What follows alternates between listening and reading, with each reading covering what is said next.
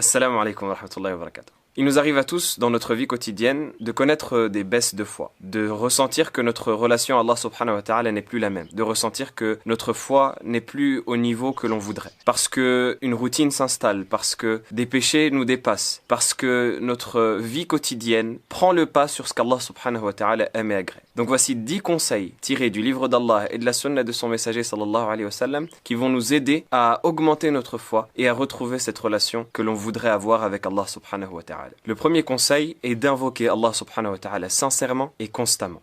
Allah subhanahu wa ta'ala a mis entre lui et nous un lien qui est fondamental pour nous. Ce lien-là, c'est principalement le lien qui est entretenu par le fait de lever les mains au ciel et d'invoquer notre Seigneur subhanahu wa ta'ala en lui racontant tout ce qu'on a sur le cœur, en invoquant pour qu'il nous accorde le bien de ce bas monde et de l'au-delà, et qui nous préserve du mal de ce bas monde et de l'au-delà. Cette relation à Allah subhanahu wa ta'ala à travers l'invocation est fondamentale parce qu'elle constitue le cœur même de ce qui est l'adoration. Le prophète sallallahu alayhi wa sallam dit dans le hadith « Ad-du'a huwa al-ibadah ». L'invocation, c'est l'adoration parce que c'est dans ce stade-là que la personne retrouve ce lien qui la lie à son Seigneur subhanahu wa ta'ala. Et Allah azza wa jal nous parle de ce lien dans son livre où il nous dit « Wa idha sa'alaka ibadi anni fa inni qarib ujibu da'wat ad-da'i idha da'an ». Et lorsque mes serviteurs te questionne à propos de moi, je suis proche, je réponds à l'invocation de celui qui m'invoque lorsqu'il m'invoque. Donc Allah subhanahu wa ta'ala nous a montré que ce lien de proximité est caractérisé par l'invocation. Je suis proche, je réponds à l'invocation de celui qui m'invoque lorsqu'il m'invoque. C'est-à-dire que ce lien-là doit être entretenu par l'invocation. Allah subhanahu wa ta'ala est proche de nous et veut de nous qu'on l'invoque. Et même Allah subhanahu wa ta'ala se met en colère lorsque nous ne l'invoquons pas. Le prophète sallallahu alayhi wa sallam dit dans le hadith « Man lam yas'alillah » celui qui n'invoque pas Allah, Allah se met en colère contre lui. Le deuxième conseil, c'est de lire le Coran, le livre d'Allah subhanahu wa ta'ala, fréquemment et avec méditation, en mettant l'intention d'appliquer ce que l'on va lire. La meilleure des choses pour se rapprocher d'Allah subhanahu wa ta'ala, c'est ce qui vient de lui directement. Et ce qui vient de lui directement, c'est sa parole, son verbe. Le Coran qu'Allah azza wa jal a révélé au dernier et au meilleur des messagers qui est Muhammad sallallahu alayhi wa sallam. Allah subhanahu wa ta'ala nous a révélé ce Coran comme étant une miséricorde et une guérison pour ce qu'il y a dans les poitrines. Allah azza wa jal dit وَنُنَزِّلُ مِنَ الْقُرْآنِ مَا هُوَ شِفَاءٌ وَرَحْمَةٌ لِلْمُؤْمِنِينَ. Et nous révélons du Coran ce qui est une guérison et une miséricorde pour les croyants. Allah subhanahu wa ta'ala en a fait une miséricorde pour toi. Et parmi les attraits de cette miséricorde, le fait que c'est une guérison pour ce qu'il y a dans la poitrine, pour les maladies spirituelles. À chaque fois que tu lis le Coran et que tu médites le Coran et que tu mets l'intention d'appliquer le Coran, ta foi augmente obligatoirement. La preuve de cela, c'est qu'Allah azza wa jal dit إِنَّمَا الْمُؤْمِنُونَ الَّذِينَ إِذَا ذُكِرَ اللَّهُ وَجِلَتْ قُلُوبُهُمْ وَإِذَا تُلِيَتْ عَلَيْهِمْ آيَاتُهُ زادتهم إيمانا وعلى ربهم يتوكلون. Il dit, certes les croyants sont ceux qui lorsque Allah est évoqué, leurs cœurs sont épris d'effroi, de crainte, ils frémissent de crainte d'Allah subhanahu wa ta'ala. Et lorsque ces versets leur sont récités, leur foi augmente. زادتهم إيمانا وعلى ربهم يتوكلون. Et ils placent leur confiance en leur Seigneur. Le troisième moyen pour augmenter sa foi, c'est d'apprendre à connaître Allah subhanahu wa ta'ala à travers ses noms et ses attributs. On ne peut pas prétendre à être proche d'Allah subhanahu wa ta'ala si on ne le connaît pas. On ne peut pas prétendre à être proche d'Allah subhanahu wa ta'ala si on ignore même qui est notre Seigneur. Et le meilleur moyen qu'Allah subhanahu wa ta'ala nous a donné pour le connaître, c'est la manière dont il s'est décrit pour nous dans son livre et dans la sunna de son prophète sallallahu alayhi wa sallam, c'est-à-dire à travers les noms qu'il s'est donnés et les attributs qu'il s'est accordés. Et combien de noms et d'attributs connais-tu avec leur signification? Comment connais-tu ton Seigneur? Qui est Allah subhanahu wa ta'ala pour toi? Qu'est-ce que tu connais de ton Seigneur, toi qui peut-être connais beaucoup de choses, et c'est le cas pour nous tous, beaucoup de choses de la vie d'ici-bas, beaucoup de choses des loisirs, des futilités ou des sciences profanes. Toi qui connais autant de choses, qu'est-ce que tu connais de ton Seigneur? Qu'est-ce que tu connais de celui qui t'a créé?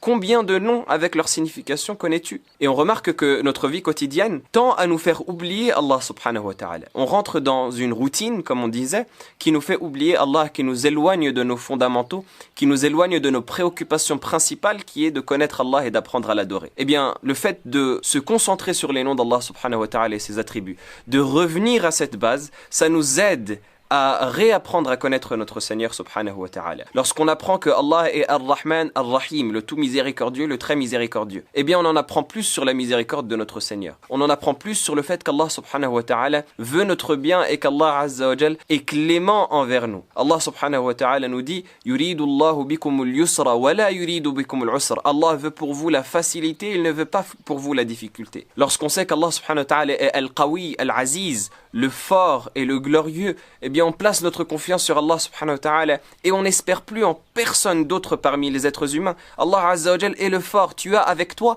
Al-Qawi, le fort, Al-Aziz, le glorieux.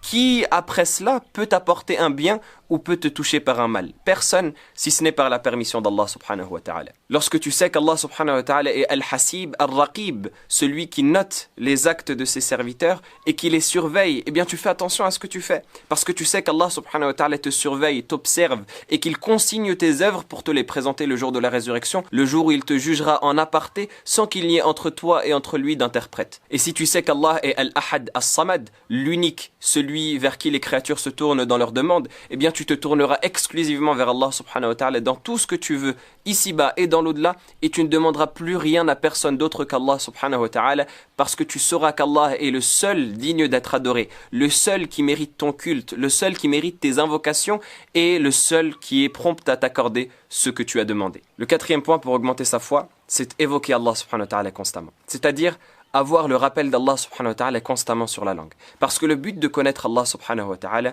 c'est de fortifier notre lien avec lui dont on parlait. Ce lien qui nous lie à lui, le but, à travers le fait de le connaître, c'est de le fortifier. Et comment le fortifier si ce n'est en l'entretenant quotidiennement? Il faut l'entretenir quotidiennement en se rappelant tous les jours d'Allah subhanahu wa ta'ala et en évoquant Allah subhanahu wa ta'ala tous les jours. C'est-à-dire l'évoquer par les formules que le prophète sallallahu alayhi wa sallam nous a enseigné à répéter pour que ça nous serve de méditation. On doit prononcer ces formules en réfléchissant à leur sens. Subhanallah, qu'Allah soit exempté de tout défaut. Alhamdulillah, la louange exclusive est à Allah. Allahu Akbar, Allah est plus grand que toute autre chose. La ilaha illallah, nulle divinité ne mérite d'être adorée en dehors d'Allah. Répétez ces formules constamment et méditez sur ce lien qui nous lie à Allah. Et lorsqu'on évoque Allah subhanahu wa ta'ala, Allah nous le rend par encore meilleur. Allah Azza wa Jal dit dans le verset Fadhkuruni adhkurkum. Évoquez-moi, je vous évoquerai. Les savants ont dit en explication de ce verset que je vous évoquerai signifie qu'il nous élèvera en degré et qu'il nous rapprochera de lui. Tu fais partie des rapprochés d'Allah si tu l'évoques constamment. Plus tu l'évoques et plus tu te rapproches de lui et plus il se rapproche de toi. Et plus encore même, Allah subhanahu wa ta'ala nous dit qu'il est avec nous lorsqu'on l'évoque. Le prophète sallallahu alayhi wa sallam rapporte dans le hadith Qudusi qu'Allah subhanahu wa ta'ala a dit Ana 'inda dhanni 'abdi bi wa ana ma'ahu haythu yadhkuruni. Je suis comme mon serviteur pense de moi. Je suis selon l'opinion que mon serviteur se fait de moi et je suis avec lui partout où il m'évoque. Lorsque Allah subhanahu wa ta'ala est avec toi, ça signifie qu'il t'accorde son soutien, qu'il t'accorde la victoire, qu'il te fait triompher face à ceux que tu crains, qu'il t'accorde tout ce que tu veux ici-bas et dans l'au-delà. فَإِنْ ذَكَرَنِي فِي نَفْسِهِ ذَكَرْتُهُ فِي نَفْسِي وَإِنْ ذَكَرَنِي فِي مَلَئٍ ذَكَرْتُهُ فِي مَلَئٍ خَيْرٍ مِنْهِ. Et s'il m'évoque en lui-même, je l'évoque en moi-même. Et s'il m'évoque dans une assemblée, je l'évoque dans une assemblée encore meilleure. C'est-à-dire que le fait d'évoquer Allah dans une assemblée, rappeler Allah subhanahu wa ta'ala à toi-même et à tes amis et à ceux que tu fréquentes, c'est encore meilleur parce qu'Allah subhanahu wa ta'ala t'accorde une récompense supplémentaire qui est de t'évoquer auprès de l'assise la plus haute des anges qui sont rapprochés de lui. Le cinquième conseil pour augmenter sa foi, c'est de méditer sur la création d'Allah. La création immense, illustre, exceptionnelle, merveilleuse qu'Allah subhanahu wa ta'ala a placée sur cette terre est une preuve indubitable de son existence. Et donc plus on va méditer sur la création, plus on va se rapprocher du Créateur et plus on va prendre conscience du bienfait du Créateur sur nous et être reconnaissant envers lui. Allah subhanahu wa ta'ala nous a mis cette création et nous a demandé de méditer pour arriver à lui. Lorsqu'Allah subhanahu wa ta'ala nous parle de sa création dans le Coran, il dit « Inna fi khalqis samawat wal ard wa ikhtilafi al-layli wan nahar la ayatin li ulil albab » Il y a certes dans la création des cieux et de la terre et dans l'alternance de la nuit et du jour des signes pour ceux qui réfléchissent. Alladhina yadhkuruna Allaha qiyaman wa qu'udan wa ala junubihim wa yatafakkaruna fi khalqis samawati wal ard. Rabbana ma khalaqta hadha batilan subhanak faqina adhaban nar. Ceux qui évoquent Allah debout, assis et sur leur flanc et qui méditent sur la création des cieux et de la terre, Seigneur, tu n'as pas créé cela en vain. Gloire à toi, préserve-nous du châtiment de l'enfer. Allah subhanahu wa ta'ala nous invite à plusieurs passages du Coran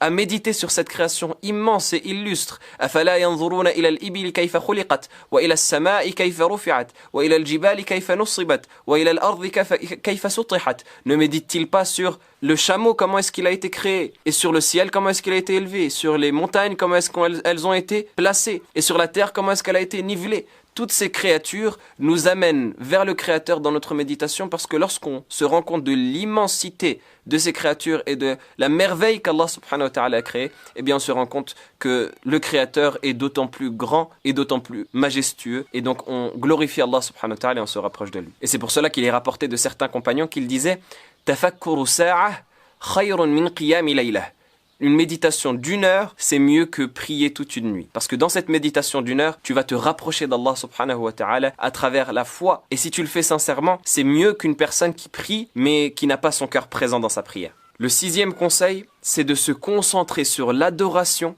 et la pratique. Et d'essayer au maximum de délaisser les péchés. Parce que l'on sait que la foi augmente avec les adorations et diminue avec les péchés. Plus tu fais des actes d'adoration, plus tu te rapproches d'Allah et plus ta foi augmente. Et plus tu fais des péchés et plus tu t'éloignes d'Allah et plus ta foi baisse. Et donc, lorsque tu fais des bonnes actions, Allah subhanahu wa ta'ala t'accorde le privilège d'augmenter ta foi. Et les meilleures des bonnes actions et les plus aimées auprès d'Allah, c'est les actions obligatoires. Le prophète alayhi salatu wassalam nous rapporte qu'Allah a dit dans le hadith Qudusi وَمَا تَقَرَّبَ إِلَيَّ عَبْدِي بِشَيْءٍ أَحَبَّ إِلَيَّ مِمَّا افْتَرَضْتُهُ عَلَيْهِ. Et mon serviteur ne se rapproche pas de moi avec une chose plus aimée, que j'aime plus que ce que je lui ai rendu obligatoire. C'est-à-dire que lorsque tu fais tes 5 prières obligatoires par jour, à la perfection, que tu essayes de les accomplir avec méditation, en faisant correctement les ablutions, en te concentrant dans ta prière, en méditant sur ce que tu dis, eh bien c'est plus aimé à Allah subhanahu wa ta'ala que les actes surrogatoires que tu pourrais faire. Et Allah azza wa jal dit dans la suite du hadith وَلَا يَزَالُ عَبْدِي يَتَقَرَّبُ إِلَيَّ بِالنَّوَافِلِ حَتَّى أُحِبَّهُ. Et mon serviteur ne cesse de se rapprocher de moi avec les actes surrogatoires jusqu'à ce que je l'aime. فَإِذَا أَحْبَبْتُهُ كُنْتُ سَمْعَهُ الَّذِي يَسْمَعُ بِهِ وَبَصَرَهُ الَّذِي يبصر به ويده التي يبطش بها ورجله التي يمشي بها ولئن سألني لأعطينه ولئن استعاذني لأعيذنه. Et lorsque je l'aime, je deviens l'ouïe avec laquelle il entend, la vue avec laquelle il voit, la main avec laquelle il l'attrape, la jambe avec laquelle il marche. C'est-à-dire qu'Allah subhanahu wa ta'ala guide ta vue, guide ton ouïe, guide ta main, guide tes pas et ne te fait commettre que ce qui est bon et ce qui est pur. Et s'il me demande, je lui donne. Et s'il me demande protection, je lui accorde. Allah subhanahu wa ta'ala te rapproche de lui au point où chaque chose que tu vas demander, il te l'accorde et il te la donne.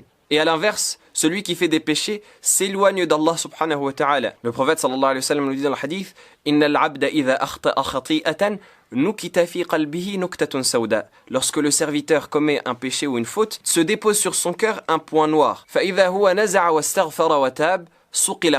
Si il délaisse ce péché, qu'il demande pardon et qu'il se repent, son cœur est purifié et est lavé.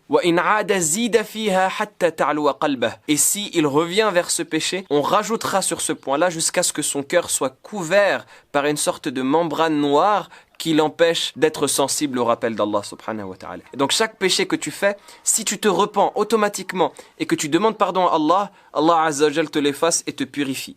Mais si tu continues, Allah azza wa jal fait qu'il y a un autre point qui se dépose jusqu'à ce que ton cœur soit recouvert. Et sache que le fait de regretter un péché suffit pour l'effacer. Si c'est suivi d'une demande de pardon sincère et d'un repentir, le prophète sallallahu alayhi wa sallam dit An-nadamu tawbah, le regret est un repentir. Et à chaque fois que tu demandes pardon à Allah, Allah te rapproche encore davantage de lui. Et le prophète sallallahu alayhi wa sallam nous dit Ittaqillaha haythuma kunt wa atbi'is sayyi'ata al-hasanata tamhuha. Crains Allah où que tu sois et fais suivre la mauvaise action d'une bonne, elle l'effacera. C'est-à-dire que à chaque fois que tu commets un péché, fais à côté une bonne action pour effacer ce péché, en plus de demander pardon et de te repentir, et c'est ainsi qu'Allah azza wa jal te rapprochera de lui. Le 7e moyen d'augmenter sa foi, c'est faire preuve de bonté envers ses parents. Un homme est venu voir le prophète alayhi salatu wassalam et lui a dit Ya Rasulallah, inni adhnabtu dhanban azima. Ô messager d'Allah, j'ai certes commis un péché terrible. Fahalli min tawbah. Est-ce que j'ai le droit au repentir? La question que le prophète sallallahu alayhi wa sallam lui a posée directement, c'est Hal laka min Est-ce que tu as une mère? Parce que être bienfaisant envers sa mère, c'est une des causes qui fait qu'Allah azza wa jal efface tes fautes. Être bienfaisant envers tes parents, c'est une des causes qui fait que tu te rapproches d'Allah, parce qu'Allah azza wa jal a mis cela au même niveau que son adoration. وَقَضَى رَبُّكَ أَلَّا تَعْبُدُوا إِلَّا إِيَّاهُ وَبِالْوَالِدَيْنِ إِحْسَانًا. Et ton Seigneur a décrété n'adorer que lui et faites preuve de bienfaisance envers vos parents. Allah subhanahu wa ta'ala a fait que cette prescription soit illustre au point où il l'a mis au même niveau que son adoration, ce qui fait que l'une des meilleures adorations pour se rapprocher de lui, c'est d'être bienfaisant envers ses parents et de les préserver de notre mal. D'être bienfaisant envers eux, c'est-à-dire de faire rentrer la joie dans leur cœur, de leur offrir des cadeaux, d'être bon envers eux, d'avoir un bon comportement, d'être souriant au quotidien, de leur échanger des bonnes paroles, de rester avec eux et de les accompagner comme il se doit, et de ne pas s'énerver lorsqu'ils nous demandent quelque chose, de les préserver de notre mal, de ne pas leur prononcer des paroles blessantes ou de les faire pleurer. Car il suffit, comme c'est mentionné dans certains textes, il suffit à la personne comme mal et comme péché de faire pleurer ses parents. Donc tout ça, le fait de les préserver de notre mal et de faire rentrer la joie dans leur cœur, c'est l'une des meilleures manières de se rapprocher d'Allah et d'augmenter notre foi. Le 8e conseil, c'est de fréquenter l'assise des gens pieux et d'avoir une bonne fréquentation et s'écarter des mauvaises fréquentations. Le prophète sallallahu alayhi wa sallam nous dit « Al-mar'u ala dini khalilih, falyanzur ahadukum man yukhalil » La personne est sur la religion de son compagnon. Que chacun fasse attention à qui il prend comme compagnon. Les amis que tu fréquentes déteignent sur ta foi. Si tu as un mauvais entourage, si tu as une mauvaise fréquentation, eh bien sache que ça va impacter sur ta foi et ça va t'éloigner d'Allah. Au contraire, si tu as une bonne fréquentation des gens pieux, des gens qui se rappellent d'Allah subhanahu wa ta'ala et qui ne font pas de perversité, eh bien sache que ça va te rapprocher d'Allah subhanahu wa ta'ala. Et Allah azza wa jal nous invite à rester avec les gens pieux dans son livre lorsqu'il nous dit « Wasbir nafsaka ma'al ladhina yad'una rabbahum bil ghadati wal 'ashiyyi yuriduna wajhah wa la ta'du 'aynaka 'anhum turidu zinata al-hayati ad-dunya » Et patiente et endure et fais patienter ton âme, c'est-à-dire que il faut que tu te fasses violence pour rester avec ceux qui évoquent Allah nuit et jour en espérant sa face, et que ton regard ne se détourne pas d'eux, en espérant la parure de la vie d'ici-bas. Pourquoi est-ce qu'on se fait violence? Pourquoi est-ce qu'on endure et on patiente dans cette fréquentation? Parce que forcément, la vie d'ici-bas va nous attirer. Forcément, on va voir des gens qui baignent dans la vie d'ici-bas, qui ont tous les attraits et toutes les bonnes choses que l'on espérerait avoir parmi les plaisirs mondains.